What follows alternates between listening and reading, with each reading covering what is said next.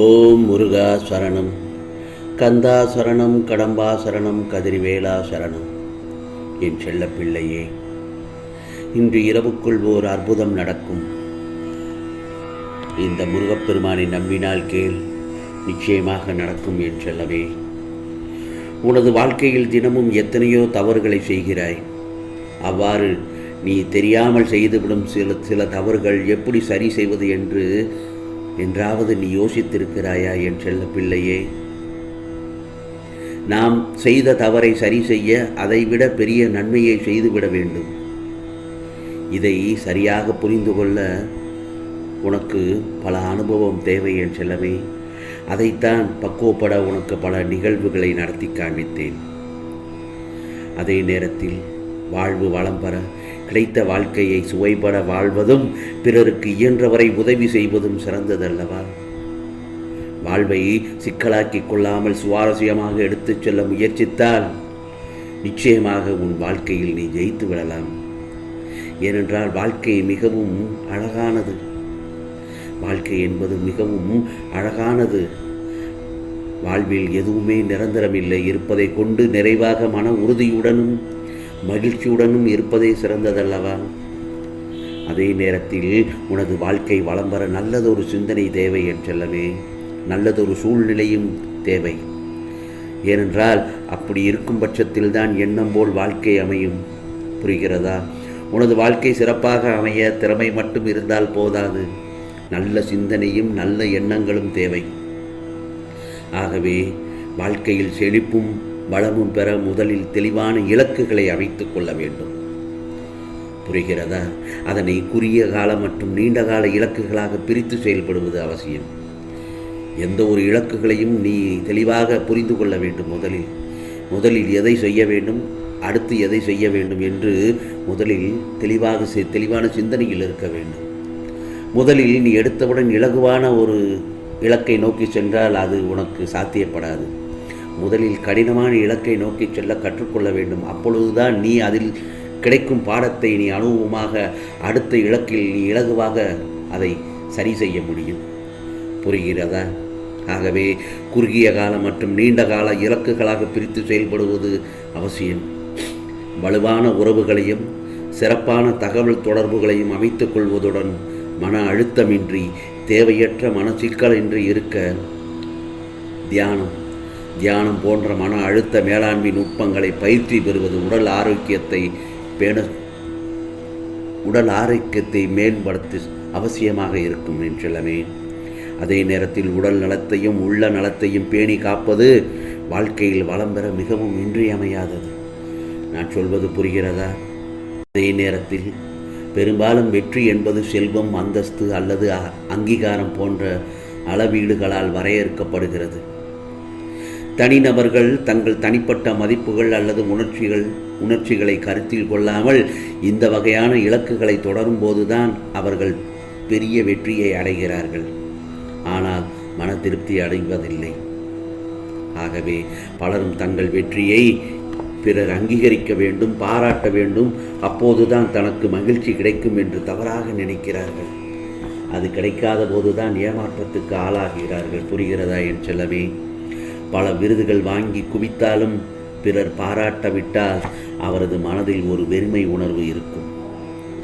மிகவும் கடுமையாக உழைத்து பாடுபட்டு வெற்றி பெற்றாலும் மன நிறைவு சிலருக்கு கிடைக்காது. அந்த பட்சத்தில் தான் சிலரும் இருந்து கொண்டிருக்கிறார்கள். இதற்கு காரணம் அவர்கள் தங்கள் குடும்பம் மற்றும் நெருங்கிய உறவுகள், நண்பர்களை புறக்கணித்து அந்த வெற்றியை பெற்று இருப்பார்கள். நான் சொல்வது புரிகிறதா? இதனால் அவர்களுக்கு தனிமை உணர்வே மேலோங்கும். எனவே அவர்கள் தங்களது அன்புக்குரியவர்களை விட்டு விலகாமல் தங்களுடைய முயற்சியை தொடர வேண்டும் என்றுதான் நான் சொல்கிறேன். மிக கடினமாக பாடுபட்டு ஒரு வெற்றியை பெற்ற பின்பே சற்று இடைவெளி எடுத்துக்கொள்ள வேண்டும். அப்போதுதான் அடுத்த வேலையை தொடங்குவதற்கான முழு ஆற்றல் உடலுக்கும் மனதுக்கு கிடைக்கும். இந்த இடைப்பட்ட நேரத்தில் உன் மனதுக்கு பிடித்த விஷயங்களில் ஈடுபடும். உனக்கான அன்புக்குரியவர்களுடன் நெருங்கி பழகி அல்லது அவர்களுடன் மனதை விசுவாசமாக பேசி கற்றுக்கொள்ளுங்கள். அடுத்த இலக்கை நோக்கி பயணிக்கும் போது இவை அனைத்தும் மிகச்சிறந்த ஊக்குவிப்பாக இருக்கும் என் செல்லமே. அதே நேரத்தில் கவலைகள் ஒருபோதும் வெற்றிகளை தருவதில்லை. முயற்சிகளே வெற்றிகளை வந்து உனக்கு குவிக்க துவங்கும். வெற்றி வந்தால் பணிவு அவசியம். வெற்றி வந்தால் பணிவு அவசியம். தோல்வி வந்தால் பொறுமை அவசியம். எதிர்ப்பு வந்தால் துணிவு அவசியம். ஆகவே எது வந்தாலும் உனக்கு எது தேவை? உனக்கானது நம்பிக்கை மிகவும் முக்கியம் என் செல்லமே. நம்பிக்கை அவசியம். கஷ்டங்கள் மட்டும் இல்லை என்றால் போராடும் எண்ணமே நமக்கு இல்லாமல் போய்விடும் அல்லவா? ஆகவே அன்றாட பொழுதை நம்பிக்கையுடன் அகழ்ந்து கொண்டே இரு. நதி போல ஒரு இடத்தில் வெற்றி காத்திருக்கு கடலாக. வெற்றி பெறுவதற்கு ஒரு சிறந்த வழி என்ன தெரியுமா? எதிர்காலத்தில் என்ன நேர்மோ என்று கணக்கு பார்த்து கொண்டே இருப்பவனால் எதையும் சாதிக்க முடியாது. எதிர்காலத்தில் என்ன நேர்ந்து விடுமோ என்று ஒரு இடத்தில் இல்லாமல் அவன் ஒவ்வொன்றையும் கணக்கு பார்த்து கொண்டே இருப்பாயானால் எதையும் நீ வாழ்க்கையில் சாதிக்க முடியாது. முயன்று செயல்களை செய்பவனை வாழ்க்கையில் வெற்றி பெறுகிறான். நீ நினைத்தால் விண்மீனையும் விழுங்கிவிட முடியும். இது உண்மை வளம். மூட நம்பிக்கைகளை உதறி தள்ளிவிட்டு தைரியமாக செயல்படு. துருப்பிடித்து தேய்வதை விட உழைத்து தேய்வதை சிறந்தது. ஆகவே நீ யாராயிருந்தாலும் பரவாயில்லை. நீ எண்ணுவது விண்மீனாக இருந்தாலும் உன் உழைப்பால் நீ எண்ணியது உன்னை வந்து சேரும் நிச்சயமாக. எப்பொழுது நீ உறுதியாக இருந்தால். இந்த உலகிலேயே மிகவும் சக்தி வாய்ந்தது உன் ஆழ் மனதுதான் என் செல்லமே. அது என்ன நினைக்கிறதோ அதை நோக்கியே உன் வாழ்க்கை பயணம் அமைகிறது. ஆகவே இதுவரை கிடைக்காத ஒரு பொருள் உனக்கு கிடைக்க வேண்டுமென்றால் இதுவரை முயற்சிக்காத செயலை நீ செய்ய வேண்டும். ஆகவே வாழ்க்கையில் சந்திக்கும் ஒவ்வொரு துன்பமும் நம்மை ஒருபடி மேலே ஏற்றிவிடவே வருகின்றன. வாழ்வின் எந்த பிரச்சனையும் உன்னை பாதிக்க முடியாது, நீ அனுமதித்தால் தவிர. ஆகவே நீ தேர்ந்தெடுக்கும் பாதைதான் உன்னுடைய எதிர்காலத்தை நிர்ணயிக்கிறது. தேர்ந்தெடுக்கும் முன் யோசனை செய், பின் தயங்க வேண்டாம் என் செல்லமே. ஆகவே நான் இன்னொன்று சொல்லட்டுமா? இனிப்பும் கசப்பும் மகிழ்வும் உனக்குள்ளே தானே இருக்கிறது. உனக்கு இன்பம் தர உன்னை தவிர யாராலும் முடியாது.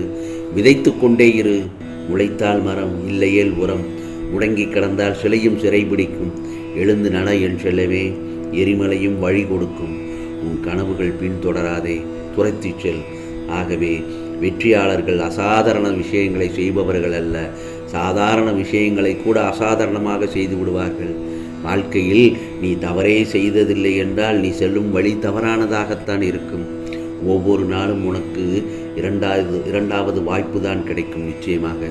இதோ உனக்காக நான் சொல்வதை நீ கேட்பாய்தானே? நிச்சயமாக இந்த பழனி முருகன் இன்று இரவுக்குள் நிச்சயமாக உனக்காக உன் கையில் ஒன்று நிச்சயமாக கிடைக்கச் செய்வேன். அது உனக்கானது தான் என் செல்லமே. இது பழனி முருகனின் உத்தரவு. ஓம் சரவண பவ. ஓம் சரவண பவ. ஓம் சரவண பவ.